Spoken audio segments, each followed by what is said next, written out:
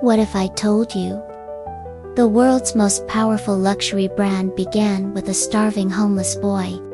A boy who walked 470 kilometers on foot, slept on the streets, and built his future with bruised hands and an unbreakable dream.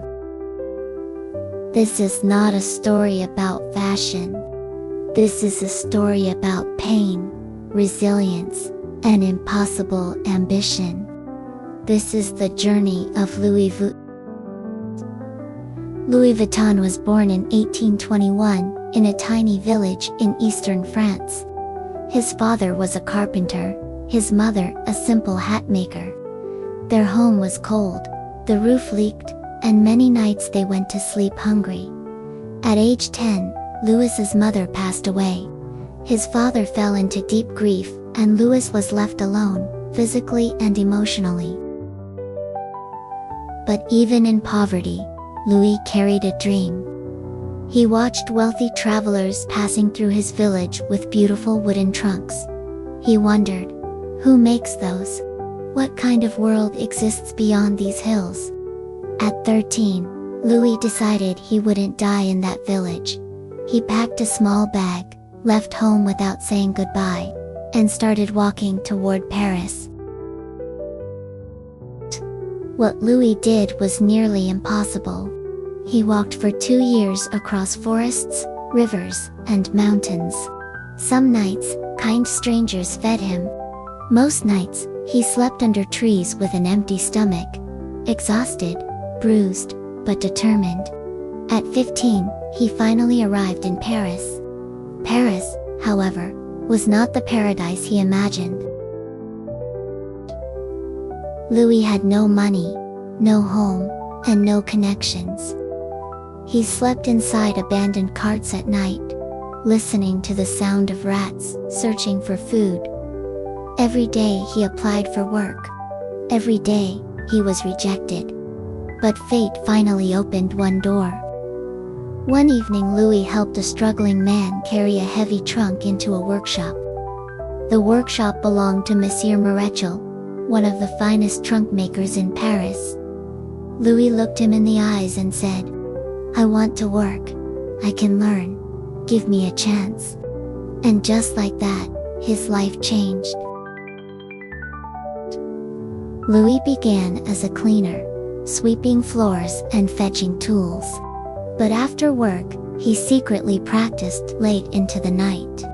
Hammering wood, shaping leather, training his hands to perfection. One morning, Marechal discovered Louis's practice piece. Instead of scolding him, he said, "From now on, stay after hours. I will teach you." Years passed.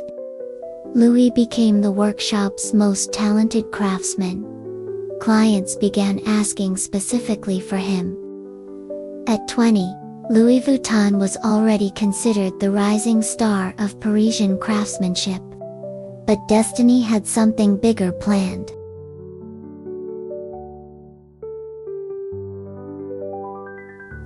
One day, a royal carriage stopped at the workshop. A woman stepped out wearing a silk gown and diamonds. She was Empress Eugenie, wife of Emperor Napoleon III. She examined Louis's work and said, "I want a trunk, unlike any ever made. Elegant, practical, light." Louis proposed an idea no one dared to try. A flat-topped, lightweight, waterproof canvas trunk. A complete innovation at that time. When he presented it to the Empress, she was amazed. "Vuitton," she declared. "This is extraordinary." From that moment, Louis became the official trunk maker of the Empress. His name spread across France like wildfire. With rising fame, Louis knew it was time to stand alone.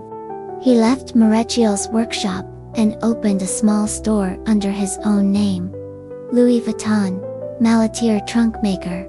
But then, disaster. War broke out in France. Rich customers fled Paris. Louis's shop nearly collapsed. He sold tools just to survive. yet he refused to quit. When the war ended, people began to travel again. And suddenly, they all wanted Vuitton trunks. Orders flooded in. Louis expanded, opened bigger workshops, hired craftsmen, and built a reputation for unmatched quality. He had transformed from a homeless boy into a master craftsman. But the Vuitton legacy was only beginning.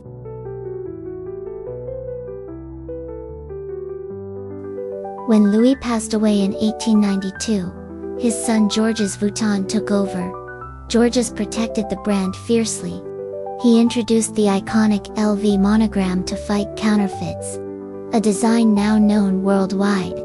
He expanded the brand globally, introduced new products, and positioned Louis Vuitton as the symbol of luxury. Next came Gaston Louis Vuitton, who led through the Great Depression and World War II. He expanded into handbags, accessories, and fashion, transforming LV from a travel brand into a fashion icon. By the 1950s, Louis Vuitton bags were the ultimate status symbol. But the real explosion was yet to come.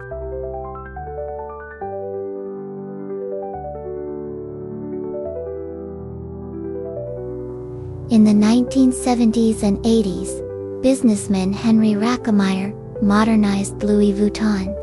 He expanded into the US, Japan, and the Middle East, raised prices, and turned LV stores into luxury experiences. Then, in 1987, a historic merger created LVMH, the world's largest luxury group. But a young visionary named Bernard Arnault soon took control. Arnault transformed LVMH into a global empire, acquiring brands like Dior, Fendi, and Givenchy. Under his leadership, Louis Vuitton became the richest luxury brand on earth.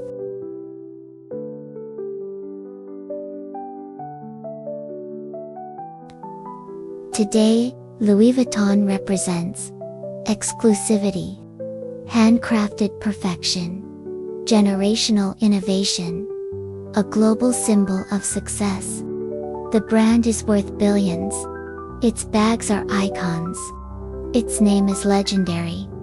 Yet everything, every success, every empire, every monogram, began with a hungry 13-year-old boy walking alone toward a dream. Louis Vuitton's story proves one truth. Where you start does not decide where you can go. Your dream does. Your determination does. And sometimes, the journey that feels impossible is the one that leads to greatness.